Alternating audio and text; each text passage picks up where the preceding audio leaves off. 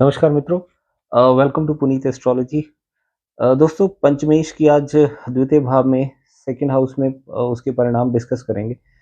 इससे पहले दोस्तों वीडियो शुरू करूं, please just want to request you, please don't forget to like, subscribe and share. मैं अपनी वीडियो को सोशल मीडिया पे भी पोस्ट करता हूँ। आप सोशल मीडिया के लिंक्स डिस्क्रिप्शन बॉक्स में अवेलेबल हैं। आप वहाँ जाकर भी वीडियो देख सकते हैं मेरे सोशल मीडिया प्लेटफॉर्म पे। और यहाँ पर पंचमेश की स्थिति के बारे में बात कर रहा था सेकंड हाउस में। तो दोस्तों second Lord sorry fifth Lord अगर सेकंड में होगा तो यहाँ पर आप देखेंगे कि it is a kind of धन योग। यहाँ पर आपको सरकार से बेनिफिट मिल सकते हैं, है ना? गवर्नमेंट से गेन्स बहुत अच्छे मिलते हैं यहाँ से। लॉटरी, सट्टा, जुआ से धन लाभ के योग बनते हैं यहाँ पे। पंचमेश की जब स्थिति सेकंड हाउस में होती है। You might have a beautiful wife, well behaving children. और ऐसा भी हो सकता है कि क्योंकि पंचमेश अपने से दशम भाव में गया है तो आपके बच्चे मतलब बहुत ही, अगर ये बहुत ज़्यादा स्ट्रॉन्ग है, प्लेसमेंट है, अच्छी राशि में, एक्सॉल्टेड साइन में है या मित्र राशि में है, तो आपके बच्चे एक तो बहुत ही एम्बिशियस होंगे, बहुत ही आपके बिज़नेस को सँभालेंगे। क्योंकि देखिए लगन से सेकंड हाउस है, धन आपको आएगा इस प्लैनेट की दशा अंतर्दशा में। उसका कारण बन गया कौन? आपका फिफ्थ लॉर्ड यानी कि आपके बच्चे। तो आपके बच्चे आपका बिज़नेस सँभाल सकते हैं या आप उनके थ्रू भी ऐसा हो सकता है कि उन आपके शादी के बाद जब आपके बच्चा हो तो उसके बाद आपके पास धन आना शुरू हो जाता है। तो बच्चे जब बड़े होके आपके बिज़नेस को सँभालेंगे या कुछ भी प्रोफ़ेशनली एक तो हाइली प्लेस्ड जैसे होता है ना कि एक बहुत ही वेल रेप्यूटेड जॉब या बिज़नेस में हो सकते हैं, या आपका बिज़नेस, अगर आप बिज़नेसमैन हैं, तो आपके बिज़नेस को बहुत आगे बढ़ाने का काम करेंगे वो। और पंचमेश क्योंकि मैंने आपको बताया बौद्धिक क्षमता को भी दिखाता है, बुद्धि है। बौद्धिक क्षमता से पैसे कमाने का भी यहाँ पे योग बनता है। आपकी बुद्धि बहुत देखिए ये चीज़ ना उसकी प्लेसमेंट पे डिपेंड करती है कि आपका पंचमेश है कौन-सा और किस साइन पे है। ये जर्नल एनालिसिस है, एक हाउस दूसरे हाउस से कनेक्ट हो रहा है। उसमें किस तरह का संघर्ष आएगा या नहीं आएगा, या किस एज में जाके आपको ये सब चीज़ें मिलेंगी, है ना? तो ये सब चीज़ें बहुत सारी चीज़ें डिपेंड करती हैं कि वो आपका पंचमेश है कौन-सा। दोस्तों इस प्लेसमेंट के साथ you can be a good astrologer. आपको सरकार से बहुत बेनिफिट मिल सकते हैं, सरकार से अवार्ड रिवॉर्ड्स मिल सकते हैं, सरकार से फाइनेंशियल गेन ज़रूर होगा क्योंकि पंचमेश जो भाव है ना, पंचम भाव, वो हम गवर्नमेंट से रिलेटेड, गवर्नमेंट जॉब या गवर्नमेंट से रिलेटेड जितने भी मंत्रालय इस भाव से देखे जाते हैं, मिनिस्ट्री देखी जाते हैं। हो सकता है कि आपको किसी कारण से आपको मिनिस्ट्री के साथ काम करने का मौका मिले या वो उनके थ्रू कुछ कॉन्ट्रैक्ट या कोई भी ऐसी चीज़ों के कारण जिसको आपको फाइनेंशियल गेन हो गवर्नमेंट से रिलेटेड। और यहाँ पर आप देखेंगे कि लगन से सेकंड भाव होने की वजह से पंचम की जितने भी चीज़ें हैं, उनसे आपको बेनिफिट होता हुआ दिखेगा। और क्योंकि ये देखिए भावात भावम कॉन्सेप्ट से भी हम ये थोड़ा-सा डिस्कस कर लेते हैं कि ये आपको कैसे परिणाम देगा। देखिए छठे से 12वाँ भाव होने की वजह से आपको इसकी दशा अंतर्दशा में आपको एम्प्लॉइज़ हायर करेंगे आप, उनके ऊपर खर्चा हो सकता है क्योंकि खर्चा तभी होगा जब आप उनको एम्प्लॉइज़ को हायर करेंगे। तो आप और क्योंकि आपका फिफ्थ लॉर्ड सेकंड हाउस में चला गया है, तो आप अपने एम्प्लॉइज़ को सैलरी दे रहे हो तो जिनकी वजह से आपको धन लाभ हो रहा है। तो ये भी एक पोज़ीशन अच्छी है, एक बिज़नेसमैन के लिए अच्छी है। बिज़नेस अगर आप करते हैं तो उस बिज़नेस फ्लरिश होगा आपका इस टाइम पीरियड में, क्योंकि अल्टीमेटली बिज़नेस क्या है? बिज़नेस प्रॉफ़िट है, धन है। देखिए ये पंचमेश की दशा अगर आपके सेकंड हाउस में ये प्लेसमेंट स्ट्रांगली प्लेस्ड है, तो क्योंकि पंचम भाव सेकंड से फोर्थ है, धन का सुख, है ना? और वो सेकंड हाउस में अगर वो प्लेस्ड है तो वो 11th जो कि धन आपको इनकम देने का भाव है, 11th से भी सुख भाव में बैठा है, तो ये दोनों एक, और वो एक प्लेसमेंट जो 11th और सेकंड हाउस में की तो चल ही रही है, सेकंड हाउस में तो डायरेक्टली प्लेस्ड है प्लैनेट, वो धन तो देगा ही देगा, पर अल्टीमेटली उसका आप यूज़ भी कर पाएँगे, उसको अनुभव करेंगे सुख को।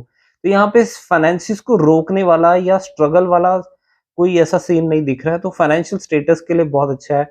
और मदर के लिए ये टाइम पीरियड बहुत अच्छा रहेगा, क्योंकि फाइनेंसेस मतलब जितनी भी मदर की मदर का सेकंड और 11th हाउस एक्टिवेशन में होगा, क्योंकि वो 4th से सेकंड है और वो मदर के 4th से 11th में जाके बैठ गया। तो दोनों धन भाव एक्टिवेटेड हैं, तो मदर के लिए फाइनेंसेस के लिए कोई प्रॉब्लम नहीं है।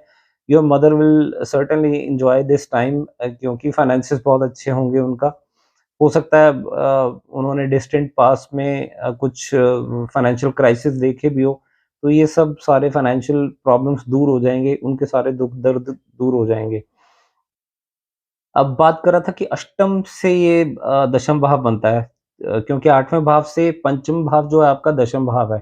यानी कि अगर आपका पंचमेश किसी भी भाव में स्ट्रॉन्ग पोज़ीशन में एक्सॉल्टेड है, अच्छी राशि में बैठा है, तो आप जनरली रिसर्च में बिज़ी रहेंगे। दशम भाव क्या है? दशम भाव हमारा कर्म है। कर्म क्या है? काम है, वर्क है ना?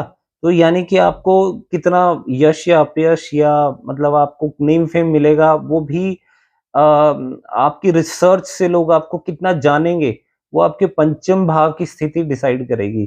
तो पंचम भाव क्या है? पंचम भाव अष्टम से दशम भाव है, और यानी कि आपके रिसर्च में लेके कितना प्रैक्टिकल अप्रोच रहेगी, कितना काम करेंगे।